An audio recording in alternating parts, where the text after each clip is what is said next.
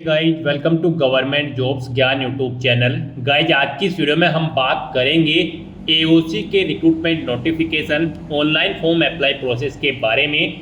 जी हाँ दोस्तों, army ordinance court ने यहाँ पर tradesman, mate, MTS, painter, carpenter, fireman, tele operator, civil motor driver और भी अन्य पोस्ट है जिनके लिए 723 वैकेंसीज निकाली है। कैसे आप इन पोस्ट को भरने के लिए अपने फॉर्म अप्लाई कर सकते हो बिना कोई मिस्टेक किए हुए, इसकी पूरी जानकारी हम आपको स्टेप बाय स्टेप रजिस्ट्रेशन से लेकर प्रिंट तक इस वीडियो में देंगे। बस आपको इस वीडियो को स्किप के बिना शुरू से लेकर एंड तक देखना है। उसके बाद वीडियो पसंद आए तो इसे लाइक और शेयर कर दें। चैनल पर नए हो तो इसे सब्सक्राइब कर ले। गाइज यहाँ पर अंतिम मौका है आर्मी ऑर्डिनेंस कोर्ट की इस भर्ती पर अप्लाई करने के लिए, तो जल्दी कीजिए और अपने फॉर्म अप्लाई कर लीजिए। साथ ही साथ यहाँ पर कैंडिडेट को जो प्रॉब्लम फेस हो रही है फॉर्म अप्लाई करते हुए, जैसे कि पासवर्ड क्रिएट करते हुए या फिर डॉक्यूमेंट अपलोड करते हुए, उन सभी प्रॉब्लम का सॉल्यूशन आपको यहाँ पर इस वीडियो में मिल जाएगा। हम आपको बताएंगे विस्तार पूर्वक कि कैसे आप अपना पासवर्ड क्रिएट कर सकते हो जिससे आपका पासवर्ड क्रिएट हो जाए और आपका एप्लीकेशन फॉर्म यहाँ पर सक्सेसफुली फिल हो जाए और उसे आप सबमिट कर दें। तो यहाँ पर आपकी सभी प्रॉब्लम का सॉल्यूशन आपको मिलेगा इस वीडियो में। बस आपको एंड तक हमारे साथ इस वीडियो में बने रहना है।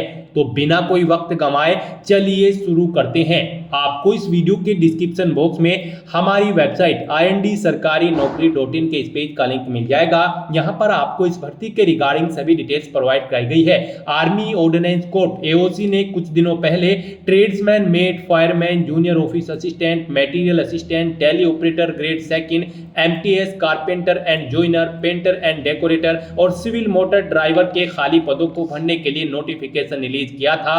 टोटल 723 नंबर ऑफ वैकेंसीज थी।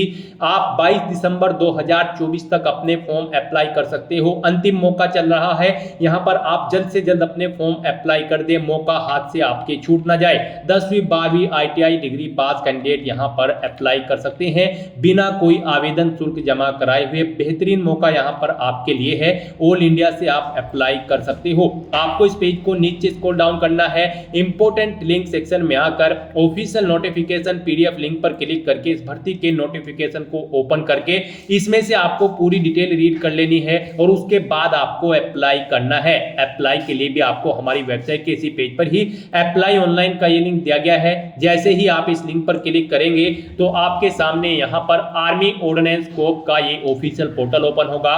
गाइस यहाँ पर अगर आपने पहले से रजिस्ट्रेशन कर रखा है तो यहाँ पर आपको अपना लॉगिन नेम एंटर करना है, ये कैप्चा कोड एंटर करना है और फिर लॉगिन करके अपने डैशबोर्ड में से आपको अपना फॉर्म अप्लाई कर देना है। और अगर आप इस भर्ती के लिए फर्स्ट टाइम अप्लाई करने जा रहे हो तो सबसे पहले यहाँ पर आपको अपना अकाउंट क्रिएट करना होगा।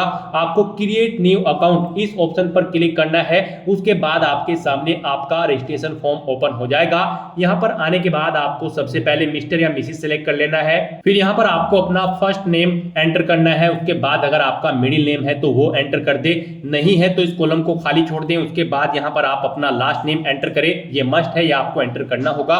फिर यहाँ पर आपको अपनी डेट ऑफ बर्थ सेलेक्ट करनी होगी अपनी 10वीं की मार्कशीट के अकॉर्डिंग। तो यहाँ पर सबसे पहले अपना आपको ईयर सेलेक्ट करना है, उसके बाद आपको मंथ सेलेक्ट करना है, फिर आपको यहाँ पर डे सेलेक्ट कर लेना है। उसके बाद यहाँ पर आपको अपने फादर का फुल नेम एंटर करना है। उसके बाद आपको अपना जेंडर सेलेक्ट करना है। फिर यहाँ पर आपको अपना मोबाइल नंबर एंटर करना है। फिर यहाँ पर आपको अपनी email ID as a login name, यानी कि यही आपका लॉगिन नेम होगा जिससे आप अप्लाई कर पाओगे। तो यहाँ पर आपको अपनी active and valid email ID enter करनी है। उसके बाद यहाँ पर आपको अपना पासवर्ड क्रिएट करना है। इस फील्ड में यहाँ पर कैंडिडेट को मोस्टली प्रॉब्लम फेस हो रही है। इसका पूरा हल हम आपको बताएंगे कि कैसे आपको अपना पासवर्ड क्रिएट करना है। पूरी जानकारी यहाँ पर आपको दी जाएगी। इसी फील्ड में कैंडिडेट को प्रॉब्लम फेस हो रही है, पासवर्ड उनसे नहीं बन पा रहा है, तो आपको हमारे अकॉर्डिंग जैसे हम बताएंगे आपको इस तरीके से अपना पासवर्ड क्रिएट करना है, तभी यहाँ पर आपका पासवर्ड क्रिएट हो पाएगा और आगे का प्रोसेस आप कंप्लीट कर पाओगे। यहाँ पर आपको बताया गया है आपका पासवर्ड कम से कम 8 कैरेक्टर लॉन्ग होना चाहिए और उसमें एक डिजिट, एक लोअर केस कैरेक्टर, एक अपर केस कैरेक्टर, एक स्पेशल कैरेक्टर जैसे कि @ या फिर डॉलर होना चाहिए। तो गाइस यहाँ पर हम आपको सैंपल दे दें। आपको अपना पासवर्ड कुछ इस तरह से क्रिएट करना है जैसे हमने पहले 1 एंटर किया, फिर स्मॉल ए, फिर कैपिटल ए, फिर एट द रेट, फिर 456 और फिर हैश आपको यहाँ पर क्रिएट करना है। आपको एंड में भी एक स्पेशल कैरेक्टर यहाँ पर क्रिएट करना होगा, अदरवाइज आपका पासवर्ड यहाँ पर क्रिएट नहीं होगा। तो आपको इस फॉर्म में अपना पासवर्ड क्रिएट करना है, उसके बाद ही यहाँ पर आपका पासवर्ड क्रिएट हो पाएगा। तो यहाँ पर आप इस फॉर्म में अपना पासवर्ड क्रिएट करें, फिर वही पासवर्ड यहाँ पर एक बार फिर से एंटर करके उसे कंफर्म कर ले। उसके बाद यहाँ पर आप ये कैप्चा कोड एंटर करें जो आपको इस बॉक्स में दिखाई दे रहा है, और फिर आप रजिस्टर लॉगिन इस टैब पर क्लिक कर दें। उसके बाद आपके सामने कुछ इस तरह से इंटरफेस शो होगा। आपकी रजिस्टर्ड ईमेल आईडी पर जो आपने एंटर की है उस पर एक ओटीपी सबमिट किया गया है, और आपके मोबाइल नंबर पर भी एक ओटीपी सबमिट किया गया है। वो ओटीपी यहाँ पर आपको एंटर कर देने हैं, ईमेल के सामने ईमेल वाला, मोबाइल के सामने मोबाइल वाला, और फिर आपको ये कैप्चा कोड यहाँ पर एंटर करना है, और फिर वेरीफाई ओटीपी ऑप्शन पर क्लिक करके अपने मोबाइल नंबर और ईमेल आईडी को वेरीफाई कर लेना है। उसके बाद आपको यहाँ पर लॉगिन के इंटरफेस पर रिडायरेक्ट कर दिया जाएगा। अब यहाँ पर आप अपना लॉगिन नेम यानी कि ईमेल आईडी एंटर करें, ये कैप्चा कोड एंटर करें जो आपको यहाँ पर शो हो रहा है, और फिर आप लॉगिन की स्टेप पर क्लिक करें। उसके बाद आप यहाँ पर अपना पासवर्ड एंटर करें जो पासवर्ड आपने क्रिएट किया था रजिस्ट्रेशन फॉर्म में। उसके बाद फिर एक बार फिर से यहाँ पर आप ये कैप्चा कोड एंटर करें और फिर साइन इन की टैब पर क्लिक कर दें। नेक्स्ट आपके सामने कुछ इस तरह से इंटरफेस ओपन होगा। फॉर्म फिल करने से पहले आपको सभी इंस्ट्रक्शन दे दिए गए हैं, आपको इन्हें रीड आउट कर लेना है। इन चेक बॉक्सेस को ओके करना है, आई हर्बी डिक्लेयर इस चेकबॉक्स को भी ओके करना है, और फिर आपको agree and continue to fill online application form इस ऑप्शन पर क्लिक कर देना है। नेक्स्ट आपके सामने कुछ इस तरह से इंटरफेस ओपन होगा। अब यहाँ पर आपको एडवर्टाइजमेंट नंबर तो ऑटोमेटिकली मिल जाएगा। फिर अब आपको यहाँ पर पोस्ट सेलेक्ट करनी है जिस पोस्ट के लिए आप अप्लाई करना चाहते हैं। Carpenter and joiner, CMD, fireman, junior office assistant, material assistant, MTS, painter and decorator, tele operator grade second, या फिर ट्रेड्समैन मेट। हम यहाँ पर आपको ट्रेड्समैन मेट्स की पोस्ट के लिए अप्लाई करके दिखा रहे हैं, बाकी की सब पोस्ट के लिए भी सेम ऐसे ही अप्लाई होगा। तो यहाँ पर आप पोस्ट सेलेक्ट करें जिस पोस्ट के लिए आप अप्लाई करना चाहते हैं। अपना जेंडर आपको ऑटोमेटिकली फिल मिल जाएगा जो आपने रजिस्ट्रेशन टाइम पे फिल किया था। फिर आपको अपनी कास्ट सेलेक्ट करनी है, अनरिजर्व, एसटी, एससी, ओबीसी या फिर ईडब्ल्यूएस। आप जिस भी कास्ट से हो आप सिलेक्ट करें, अपनी कैटेगरी सिलेक्ट करें। आप पीडब्ल्यूबीडी कैंडिडेट हैं तो पीडब्ल्यूबीडी ऑप्शन सिलेक्ट करें, ईएक्स सर्विसमैन है तो ईएक्स सर्विसमैन सिलेक्ट करें, और अगर नहीं है तो आपको नन ऑप्शन सिलेक्ट करना है। उसके बाद आपको अपनी नेशनलिटी सिलेक्ट कर लेनी है। फिर आपको यहाँ पर आपका रिक्वायर्ड एलिजिबिलिटी क्राइटेरिया बता दिया गया है, जिस पोस्ट को आपने सिलेक्ट किया है उसके अकॉर्डिंग। यहाँ पर हम आपको ट्रेड्समैन मेट की पोस्ट के लिए अप्लाई करके दिखा रहे हैं। तो यहाँ पर आपका 10वीं क्लास पास आउट होना जरूरी है इस पोस्ट पर अप्लाई करने के लिए, किसी वेल रिकॉग्नाइज्ड बोर्ड या फिर स्कूल से। बाकी की पोस्ट के लिए आप उनका एलिजिबिलिटी क्राइटेरिया ऑफिशियल नोटिफिकेशन में से चेकआउट कर सकते हो। जैसे कि मटेरियल असिस्टेंट की पोस्ट के लिए आपके पास ग्रेजुएट डिग्री होनी जरूरी है। जूनियर ऑफिस असिस्टेंट की पोस्ट के लिए 12वीं क्लास आपका पास आउट होना जरूरी है। सिविल मोटर ड्राइवर की पोस्ट के लिए आपका 10वीं क्लास पास आउट होना जरूरी है। टेली ऑपरेटर ग्रेड सेकंड की पोस्ट के लिए 10+2 पास आउट होना जरूरी है। फायरमैन की पोस्ट के लिए आपका 10वीं क्लास पास आउट होना जरूरी है। कारपेंटर एंड जॉइनर की पोस्ट के लिए भी आपका 10वीं क्लास पास आउट होना जरूरी है। यहां से आप चेकआउट कर सकते हो कौन सी पोस्ट के लिए क्या आपका एलिजिबिलिटी क्राइटेरिया होना चाहिए। पेंटर एंड डेकोरेटर के लिए भी आपका 10वीं क्लास पास आउट होना जरूरी है। एमटीएस और ट्रेड्समैन मेट की पोस्ट के लिए भी आपका 10वीं क्लास पास आउट होना जरूरी है। तो यहाँ पर आपको आपकी पोस्ट के अकॉर्डिंग आपकी क्वालिफिकेशन की डिटेल शो कर दी जाएगी। आप यहाँ पर उसे सिलेक्ट करें 10th। उसके बाद यहाँ पर आपको अदर रिलेक्शन अगर आप चाहते हैं, यानी कि अगर आप डिपार्टमेंटल कैंडिडेट है, 3 साल से कंटिन्यूसली सर्विस कर रहे हैं सेंट्रल गवर्नमेंट में, तो यहाँ पर आप ऑप्शन सिलेक्ट करें। और नहीं कर रहे हैं तो यहाँ पर आपको नन ऑप्शन सिलेक्ट करना होगा। इन सभी डिटेल्स को फिल करने के बाद अब आपको आई एग्री इस ऑप्शन पर क्लिक करना है। उसके बाद आपके सामने कंफर्मेशन बॉक्स ओपन होगा। अब यहाँ पर आपको न्यू एप्लीकेशन इस ऑप्शन पर क्लिक करना है। अब यहाँ पर आपके सामने नया एप्लीकेशन सक्सेसफुली जनरेट हो चुका है, ओके करें। अब यहाँ पर आपको अपनी डिटेल्स फिल करनी है। सबसे पहले यहाँ पर आपको अपनी पर्सनल डिटेल फिल करनी है। यहाँ पर आपको कुछ डिटेल्स ऑटोमेटिकली फिल मिल जाएगी जो आपने रजिस्ट्रेशन टाइम पे फिल की थी। अब यहाँ पर आकर आपको सबसे पहले अपना रिलीजन सिलेक्ट कर लेना है। उसके बाद यहाँ पर आपको अपना मैरिटल स्टेटस बताना है, आप सिंगल हो या फिर मैरिड। आपके पास कोई फोन नंबर है विद एसटीडी कोड तो वो भी यहाँ पर आप एंटर कर सकते हो, ये ऑप्शनल है। नहीं है तो इस कॉलम को आप खाली छोड़ दें। उसके बाद आपकी बॉडी पर कहीं कोई कट या तिल का निशान है तो उस पैलेस का नाम एंटर कर दे।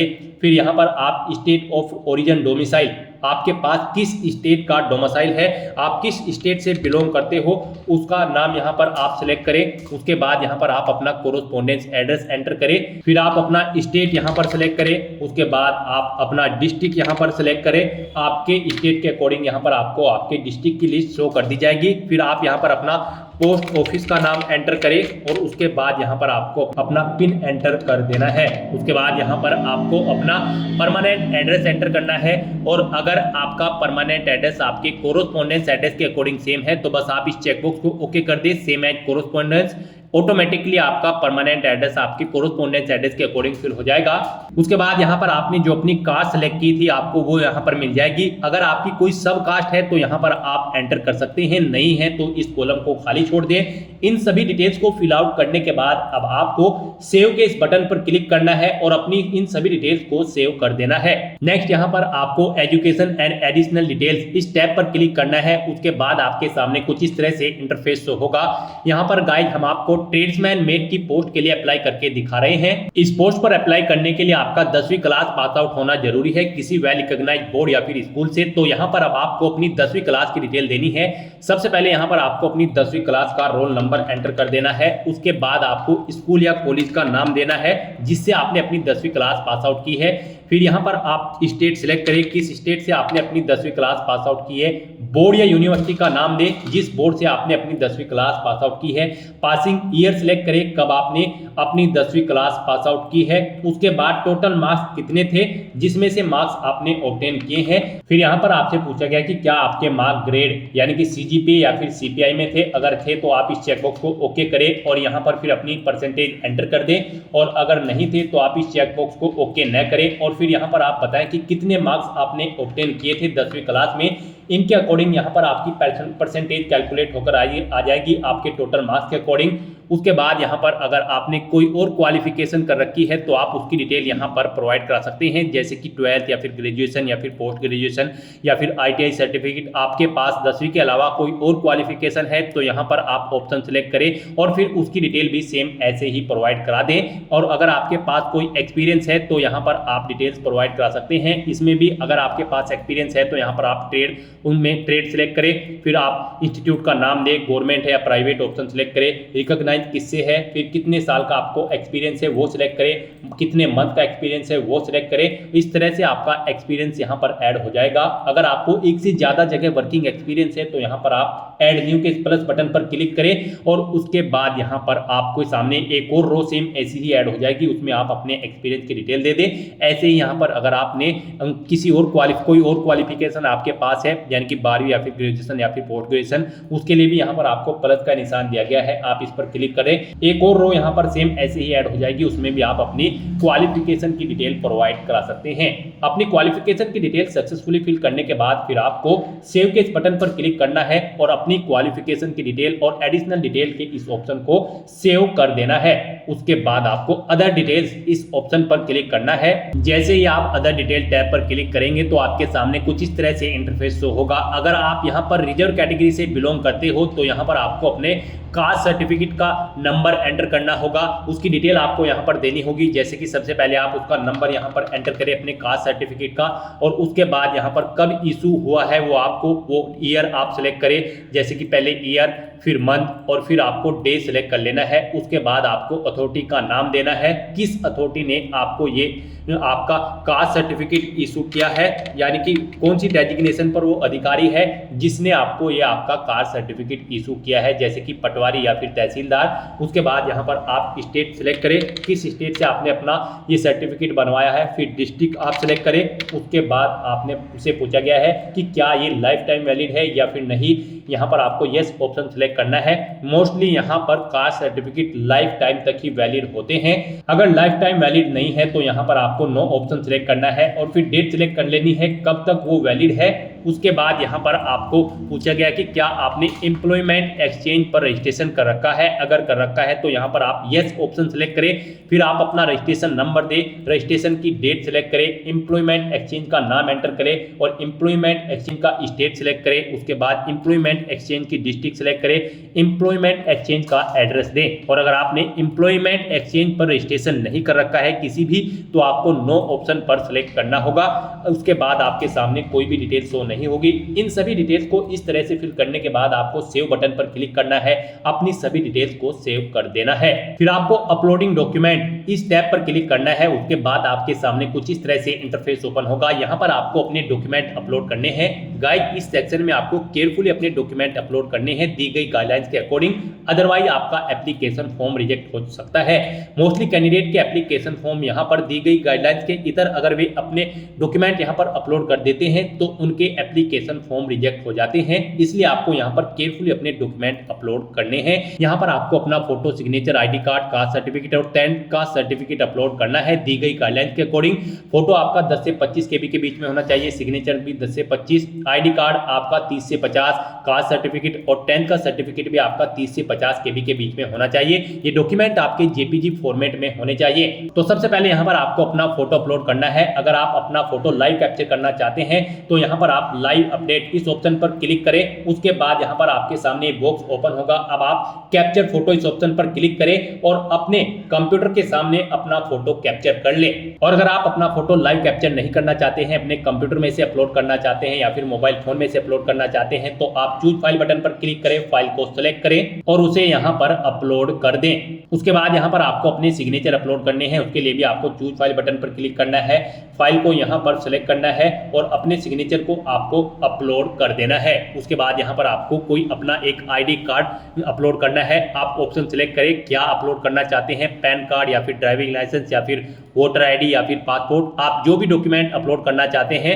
उसे सेलेक्ट करें, उसका नंबर यहाँ पर आप एंटर करें और फिर आप यहाँ पर चूज फाइल बटन पर क्लिक करके उसे यहाँ पर अपलोड कर दें। उसके बाद यहाँ पर आपको अपना कास्ट सर्टिफिकेट अपलोड करना है। चूज फाइल बटन पर क्लिक करें, फाइल को सेलेक्ट करें और उसे यहाँ पर आप अपलोड कर दें। ऐसे ही फिर आपको अपना 10th सर्टिफिकेट अपलोड करना है। यहाँ पर आप अपने डॉक्यूमेंट यानी कि सर्टिफिकेट का नंबर एंटर करें और उसके बाद फाइल सेलेक्ट करके उसे भी यहाँ पर अपलोड कर दें। इस तरह से अपने सभी डॉक्यूमेंट सक्सेसफुली अपलोड करने के बाद अब आपको सेव बटन पर क्लिक करके अपनी सभी डिटेल्स को सेव कर देना है और फिर आपको डिक्लेरेशन सेक्शन पर क्लिक कर देना है। उसके बाद आपके सामने कुछ इस तरह से इंटरफेस होगा।